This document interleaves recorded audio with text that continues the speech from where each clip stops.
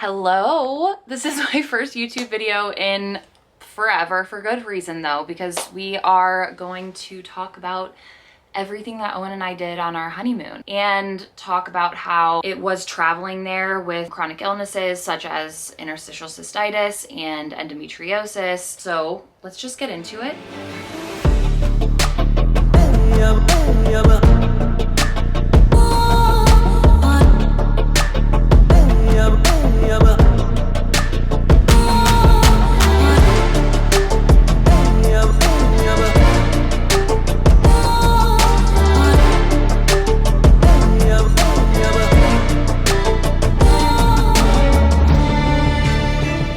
Honestly a little scared right now because I haven't recorded a YouTube video in a very long time, but we gotta start somewhere, right? This was my first time traveling abroad to a place like Tanzania post finding out that I had endo and dealing with chronic pain the way that I deal with it now. And I was really anxious, so I really had to prep for everything. I took all of my meds with me, including all of my last resort rescue meds, and I am so incredibly happy that I did. I only had pain on the days we were in the car for a really long time. They call it the African massage. We did a private safari with Tanzania specialists. Our guide was ripping through these roads like crazy. That was really hard on my bladder, and for those days I was so incredibly thankful that I had my rescue meds on hand. Both Owen and I have pretty strict dietary preferences, not preferences because Owen has a legit allergy to dairy. I just have extreme intolerances to dairy and glutens, and we were both anxious, very anxious about what the process would look like at the places we were staying. I wish someone had told me to not worry about it, because every single place that we stayed was so accommodating of our needs, and they were able to understand my specific food triggers. Part of the reason for that was because we booked through Tanzania specialists, and they were able to communicate that to all of the places that we were staying beforehand. You know, not that I expected these people to understand or speak English, but it was very nice that they were able to. Owen and I did spend a lot of time learning Swahili, which was really a great experience to be able to communicate with our guide and the people we would come across on a daily basis. The booking process. We went with Tanzania specialists. This was all on Owen's doing. Is that an actual sentence? He planned the whole thing. I did the majority of the wedding. That was our compromise. He asked around our local travel agencies to see what they would recommend, and they recommended us booking with a local travel agent, and I'm so happy that we did. I feel like it was the perfect outcome, because if we hadn't, we wouldn't have gotten the full Eastern Africa experience. They handled everything for us except for our international flights outside of Africa. We didn't have to worry about transportation, accommodations. Everything was taken care of. The first place that we went to was Serengeti, where we saw a lot of elephants, zebras, giraffes, wildebeest, buffalo, and we did see a few lions. Something I want to mention before I get into anything else: you set the tone of your trip. You communicate what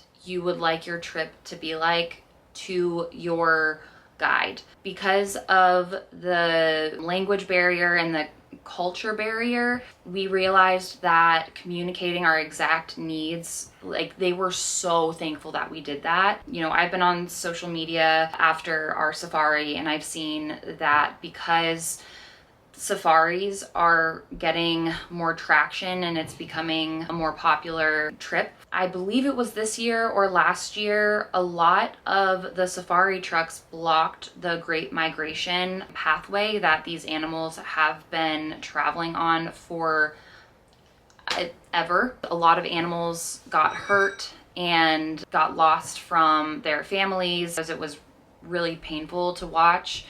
And so when I say to communicate that to your guide, that you want to be extremely respectful of these animals, although they do a great job, because these safari agencies and, you know, Eastern Africa and anywhere else that safaris really take place rely so much on tourism, they will go above and beyond to unsafe measures to try to get you the best view of animals. And it was really important to both Owen and I to respect them, and I hope that more people and the agencies catch on and hopefully avoid blocking the Great Migration the next time. Jumping back to Serengeti, that night we stayed a little bit outside of the park, so we were able to see animals cross the river pathway, which was really cool.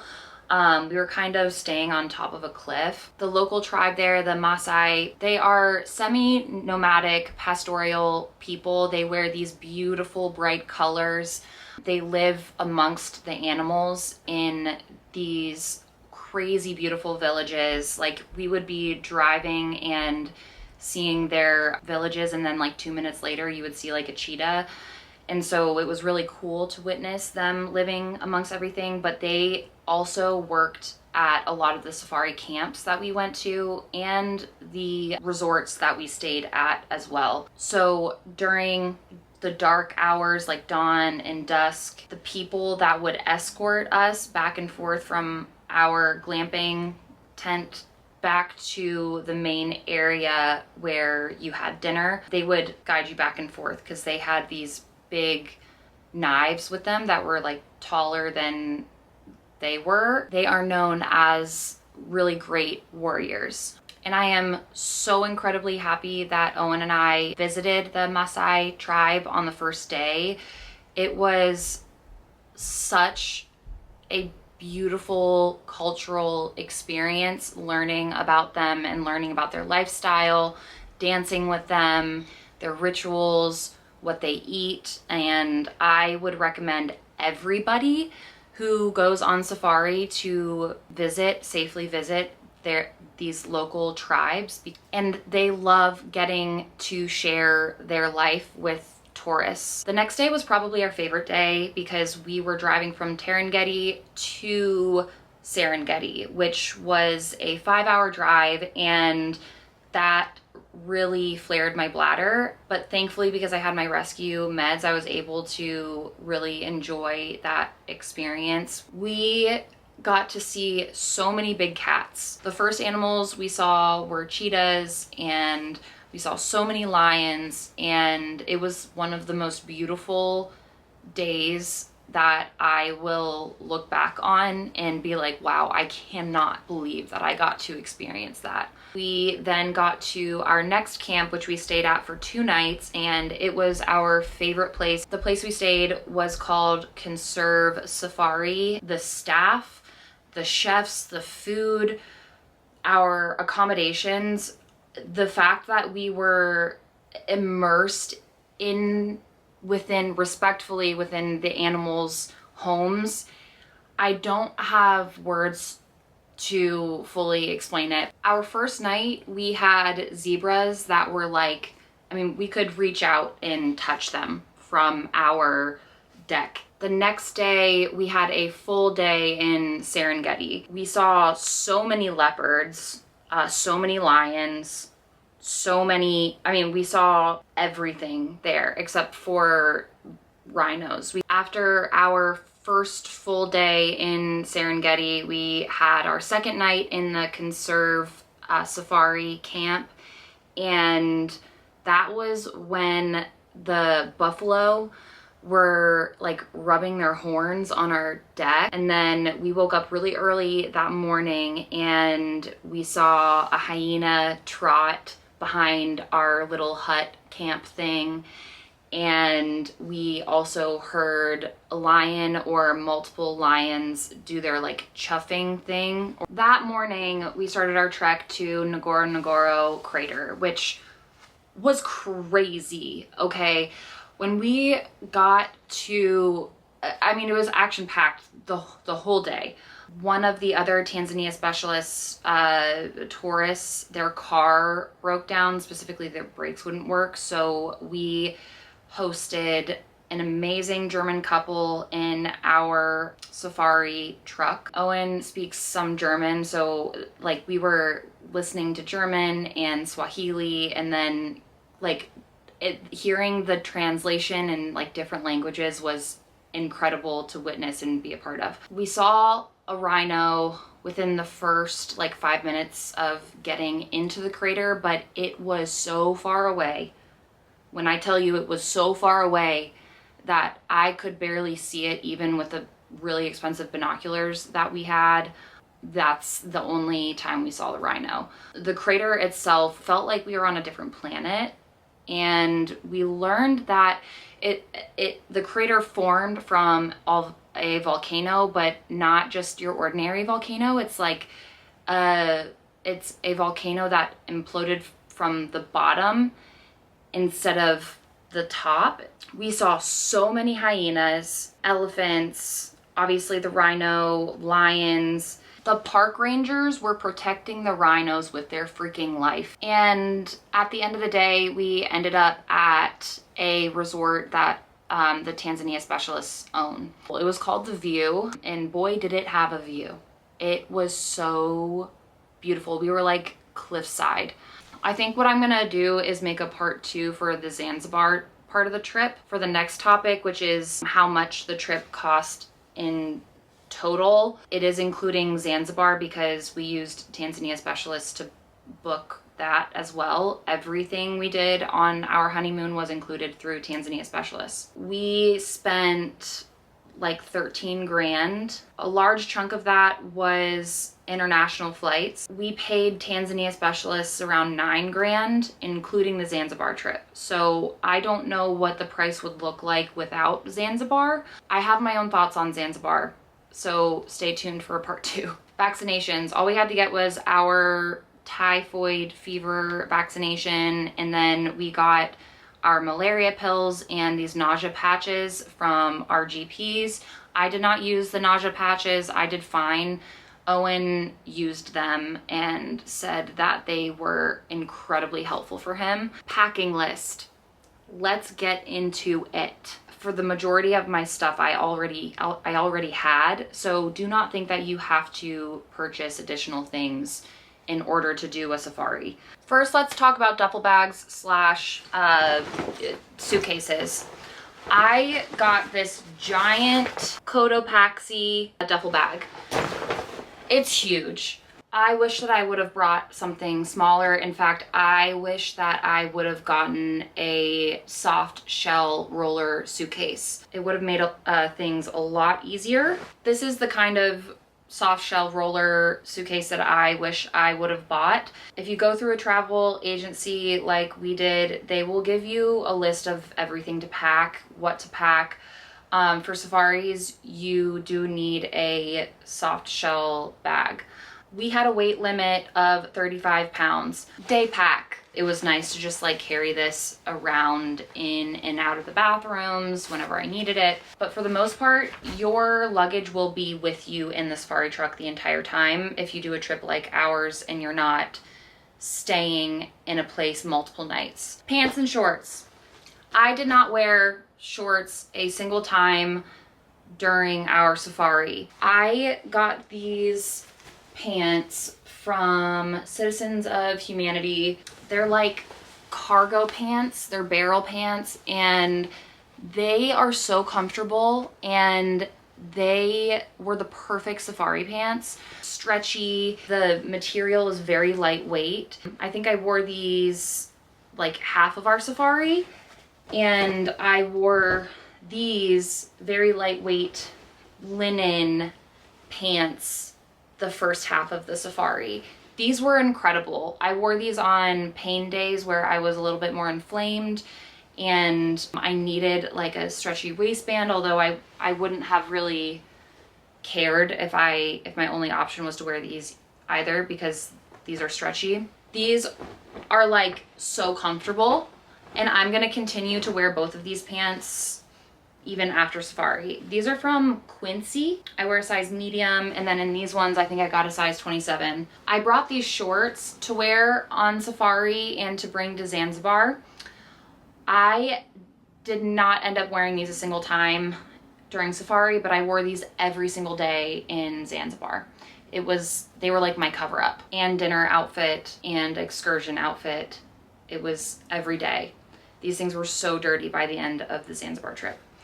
And a belt. Tank tops. I only wore 3 white tank tops, and it was nice having 3 different options because they were so dirty by the end of each safari day. Long sleeve button downs to wear over the tank tops. The majority of where you are traveling to in Eastern Africa is Muslim, so it is very respectful to wear long sleeves.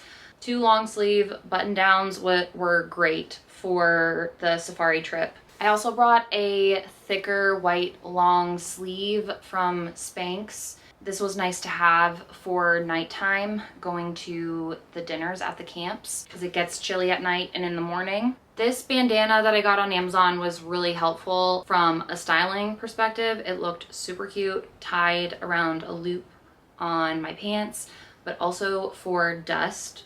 Remy wants to say hi. Say hi, Remy. Jackets. Because the mornings and nights were super chilly, I brought a fleece, my Patagonia fleece, and this other Patagonia fleece, which is a little bit lighter than that, and it's a half zip. I wore this the most. I also brought this lightweight hoodie. Shoes. I am so happy that I brought these Salomon hiking shoes because they don't have laces. It was really nice to take your shoes off during the drives if you wanted to, and they were just really comfortable. Wore them to the airport. Like, I literally wore the crap out of these the entire time. I brought some Sambas, and I didn't wear those a single time. They just took up space in the duffel bag, which was already way too oversized. Miscellaneous essentials. These shampoo and conditioner bars from Notice Hair Co. and this body wash bar was so nice to travel with. I am so grateful I didn't do any like liquid stuff because that's just a hassle to travel with. Another thing that we loved was the Sunbum chapstick that had sunscreen in it. Also, a hat. I wore my hat every single day of the trip. Sunglasses. That was the one thing I forgot, and that was the main essential that I needed. Swimsuits, underwear. For the majority of the time, I wore a sports bra and one of True & Co.'s wireless bras, and it was really comfortable. I brought 2 pairs of sweatpants and a hoodie because a hoodie and sweatpants is what I wear every night to go to sleep. But the real essential winner here is the camera that I am currently recording on.